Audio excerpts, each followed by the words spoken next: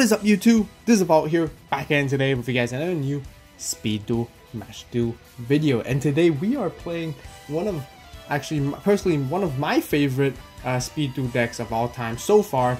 And we're actually playing the Serpent Knight Dragon deck, and we're actually playing sort of semi-competitively today, just so you guys know. And we're playing one of the top tier decks in the current format, which is Gravekeeper Burn. And we're gonna see how this really goes out. Now I know some of you guys never liked Serpent Knight Dragon. The deck, you know, was a little bit too overpowered during its prime time for sure. I totally understand, but I just personally really liked it.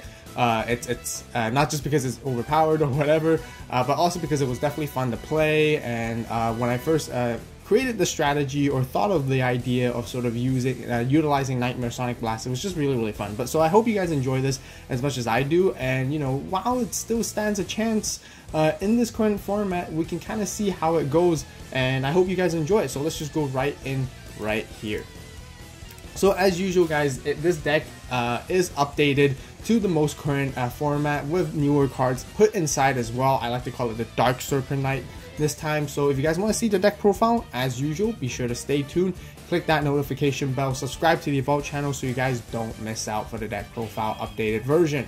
Anyways, we did win the Stone Paper Scissors right here, and so we are gonna go second, making our opponents go first right off the bat. So they are playing Twisted Personality, definitely the meta skill for them. Of course, we're Nightmare Sonic Blast. Most of you guys know what it does already.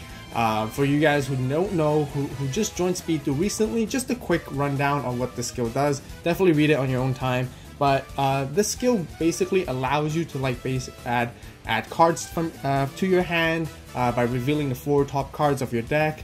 And you can even pop monsters and cards of your opponent controls, which is really great. And the deck is overall built consistently to perform this over and over again.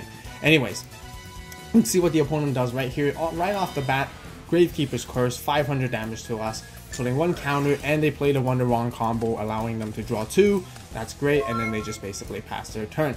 Next, passing back to us. So far, it's a little bit slow, as you guys can see, because we use Summoner's Art to grab our Serpent Knight Dragon, but we don't really have a viable option to bring it out as fast as possible. Now, before in the previous meta, it was a little bit more slower because people can't special summon as often as before, and Serpent Knight was able to take control from there. But we're just going to bring out Midoriya and swing in for free damage right here, because why not, and see what they do. We do give them another Twisted Personality counter, but we're just going to pass their turn, but we can't avoid that free damage overall, forcing them maybe to use their back row cards, but they don't in the end. So they set more. We're going to respond with a Dust Tornado, and turns out that we hit out a Rite of Spirit, which is unfortunate because then our Dust Tornado is sort of not used optimally, and we do take another 500 from Gravekeeper's Curse, allowing them to stack another counter during the end phase. Now, the good thing that we use the Dust Tornado during their end phase is so that they don't not their main phase, just so they don't get to use their Twisted Personality if they need to, and delay it for 1 more turn. Passing back to us, Dust Tornado, we're going to put another one. We play a lot of back row removal cards. It's essential.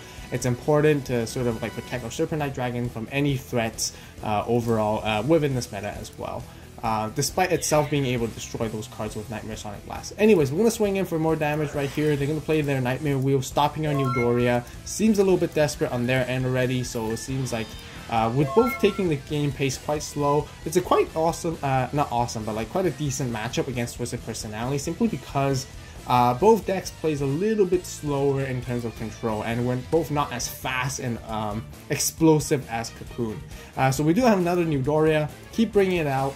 Really essential, really great card, just to basically destroy again and again. But overall, this updated version destroys even more than it ever does than before. Before, we just utilized Serpent Knight Dragon to destroy, but now in this current latest version, we have cards itself that like Dust Tornado and Midoriya to destroy even. Anyways, they decide to use their Twisted Personality to rip a card off their hand, and they do tackle on Sphere Karibo.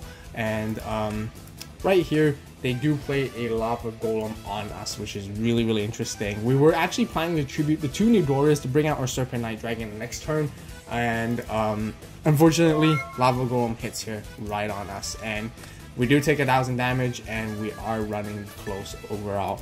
We draw onto a Lure thinking whether we should use it or not. But you know what? We're just going to switch Lava Golem to attack position. We actually even have Dust Tornado to respond, so we're going to play and swing for that attack and basically dust their Zoma right here. And really strange because we were able to take game 1 simply because of them gifting Lava Golem to us. I think their thought process is they didn't anticipate the Dust Tornado because we did play one already earlier on, and they were going to use a Zoma to sort of force us and back off with Lava Golem, and they were going to win from there. So pretty close game because of Dust Tornado right here. Unfortunately, we didn't get to see much of the Serpent Knight Dragon action just yet, but I guarantee you guys we will get to in the upcoming 2 other duels that we're going to feature here. Anyways, to finish off this match, and I was going to say, for the side deck, if you guys want to stay tuned for the side deck and see the full side deck, be sure as usual to stay tuned for the deck profile video coming out a few days shortly. So be sure to click that notification bell and subscribe to the AVAULT channel and make sure that you guys don't miss out as always. Anyways, right here we are forced to go first this time since our opponent chooses us to do so. And back again, this hand seems to be much more classic and much more what we're looking for overall. So this is double costed. Great because it can be treated as 2 tributes for Serpent Knight, great beater itself as well, and the main engine to summon it is basically utilizing Tribute Doll. Now the reason why this card is not as great now is because it's not as fast, it slows down the pace a lot more compared to today. Back then in the older format, it was okay to sort of not attack for that turn simply because of its effect restriction. Anyways, Twisted Personality goes off. We're going to go Tribute Doll and bring out our Serpent Knight aggressively right off the bat and use our Nightmare Sonic Blast. Now, just so you guys know, when we're revealing the top 4 cards of the deck, simply because if our opponent doesn't have any card to destroy, we basically don't have to, fulfill that requirement to destroy the opponent's card, and we basically review the top 4, and we don't get to destroy anyway because we don't have 2 monsters, and we get to we reviewed 1 monster instead, and we get to add one of the review cards to our hand, which is really great right here. And this is how it's gonna work. We're gonna add our Dust Tornado, setting up for back rows. We know they play like Zomas and Nightmare Wheels and stuff, so we're gonna stop those. We're gonna put our Tribute Doll back first, our double cost in second, and leave our Allure of the Darkness at the very top. Now it's very important because now for you guys who don't never play Nightmare Sonic Blast, this is the key strategy to sort of manage your top deck cards to make sure that you're gonna get consistent monsters later on. And by leaving double cost in a second, it means that next turn when we use Nightmare Sonic Blast, we're guaranteed to review double costed. Unless if we play the Allure of Darkness, of course. But anyways, we're going to set our 2 back rows and pass our turn right here. And they've set their heavy back row cards right here. We're not going to dust them just yet.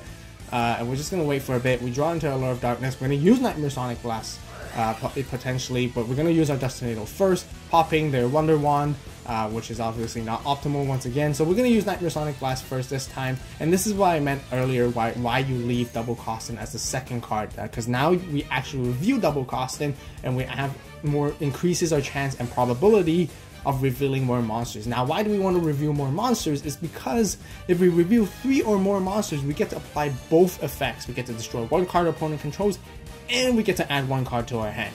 Really good stuff. So there is 3 right here. So we do choose to pop the card at the very left, and we're going to choose a card to add to our hand. We're going to add double costing. Since we know for sure we're going to have 2 monsters, we're going to put those 2 monsters first and put Tribute Doll last, because in our next turn we're going to draw into it, and once again we're going to use Nightmare Sonic Blast, guaranteeing 2 monsters. And the reason why I wanted to add double costing is because we do need a monster. We want to attack and swing in for some damage, putting our Serpent Knight Dragon in attack. I think we pretty much got game here at this point because we have a Dust Tornado to stop their back row even, and we're going to attack right here for damage and try to go for a game. And right here they play Sphere Karibo, surprisingly, so they do prolong it. We were anticipating them playing that set card, whichever it is, and they do get to survive for 1 more turn, and they do get 1 counter. We're going to Dust Tornado right here right away, and it turns out to be a Rite of Spirit. More optimal this time since because they don't have a Gravekeeper monster to play around with, and seems like they have no more cards to play with, and they have to end their turn. We're going to keep doing this just in case that they have more spheres, stopping our attacks and prolonging the game. Once again, we've got 2 monsters, we get to pop a card, but there's no card to pop on the opponent's side of the field, which is okay. That means we're going to rearrange these cards overall next to make sure that we can pop once again. So Night Beam goes first, 2 monsters in the between in the middle, leaving Summoner's Art at the very top. And we're going to go straight into battle phase right here and try to swing in for game. They do take the first damage, and will they take the second? They do have another sphere like we anticipated, but right now we have the upper hand advantage with more cards, and we have 4 cards left to play with on our field and in our hand, and they only have 2 at this point. Now they're gonna basically tribute both our monsters once again, and wow, another Lava Golem hits. And yes, I mentioned to you guys quite often enough, and yeah, even I disrespect Lava Golem at sometimes, and I overextend with 2 monsters, and this is what happens. So this is what we're gonna do. We're gonna take that 1000 damage. They do get 1 counter for Twisted Personality, which is fine, whatever, but we're gonna end them right here. Summoners are grabbing Serpent Knight. We're gonna tribute off our Lava Golem and then bring out our Serpent Knight right here, so we no longer want that Lava Golem. Nightmare Sonic Blast once again, 2 monsters. So we don't get to add, but we only get to destroy. Nothing to destroy, that's okay. We're going to rearrange and set up for the next turn once again. So that's what we're going to do. And we basically have to pass our turn since we can't attack with Tribute Doll. So we got rid of the Lava Golem problem, but right here they can easily Twisted Personality, popping our Serpent Knight back on us, and Gravekeeper's Curse with 500 and dealing with a direct attack damage at this point. Now it's getting a little bit tough overall, and right here another Summoner's Art. So we're gonna play that. Maybe at this point we should have left the monster on top instead, but right here we know that they're just so short in life points. We don't really necessarily need to bring out Serpent Knight anymore at this point. We're gonna play this game where we're just gonna banish 1, draw 2, and banish 1. We're anticipating to banish our Serpent Knight, but we got into New Doria, so we banished that instead, and we want to keep that double costing because we're going to bring it here and swing it for damage. Maybe we should have just banished Serpent Knight anyways. We got a little too greedy keeping it on our hand because New Doria may be even better, but right here we're able to score the second win. So we decided to play a little bit more aggressive overall since we did have the first win, and we basically 2-0'd against a Gravekeeper's Burn deck overall, and that's very surprising to actually see. So I know if we play more duels, eventually the Gravekeeper's deck will probably overwhelm the Serpent Knight, but I just still want to share this really awesome replay with you guys, simply because, you know, Serpent Knight is not fully dead yet. I mean, it is rogue, nobody's talking about it, nobody's playing it anymore because of it, but I still really like that deck deep down in my heart. That's why I really want to share with you guys, and who knows if we're going to get more Serpent Knight support down the road. So this might be the very last chance that we're going to be seeing it in action overall for Speed Duel. So who knows? Yeah, let me know in the comment section down below. What do you guys think? Do you guys think we'll get to see more Serpent Knight action? Will we get support for that? I kind of doubt it. Not really surprised, but you know, it'll be really interesting to see that down the road as well. Once again, as always, if you guys want to see the deck profile, it will be posted a few days shortly after this video, so be sure to stay tuned for that. Subscribe, click that notification bell. But yeah, if you guys enjoyed the Speed Duel match, be sure to hit that like button. Really appreciate it. Share the AVAULT channel with some of your friends and family members who love Speed Duels and Yu-Gi-Oh just as much as you do, and have them check out the channel, and I really appreciate the support. So yeah, thank you guys so much for watching. As always, you guys have a great day, great night, wherever you are. See you next video, and this is AVAULT signing out.